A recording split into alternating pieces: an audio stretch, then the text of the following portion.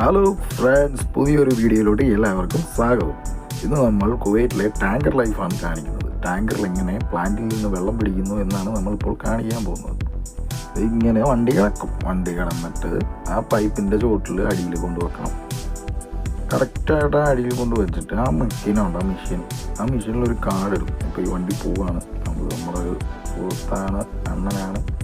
അണ്ണൻ്റെ കാർഡ് ഞാൻ മേടിച്ച് നിങ്ങളെ കാണിക്കാൻ വേണ്ടി ഞാൻ മെഷീനിലോട്ട് കുത്താൻ വേണ്ടി പോവുകയാണ്.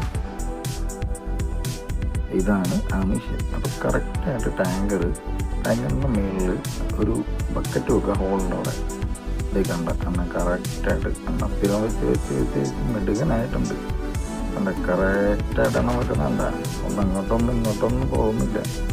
കറക്റ്റായിട്ട് ഈ കാർഡ് ഞാൻ കുത്തി സ്റ്റാർട്ട് കൊടുത്തിട്ട് അതിൻ്റെ അത് കാണിച്ചു 3200 ഗാലണിൽ അത് ഫുള്ളാവും. ഒരു ഗാലൺ എന്ന് പറഞ്ഞാൽ 4 ലിറ്ററാന്ന് തോന്നുന്നത്.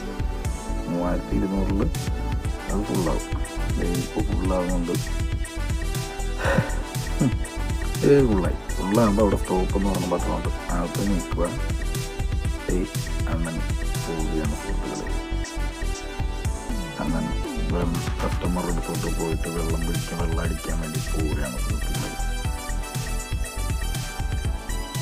അന്നന്ന് എൻ്റെ ടാറ്റയൊക്കെ പറഞ്ഞിട്ട് കാർഡൊക്കെ എടുത്ത്, കാർഡിന് നല്ല വിലയാണ്. അതാണ് പൊന്നുപോലെ കൊണ്ട് നടക്കുന്നത്.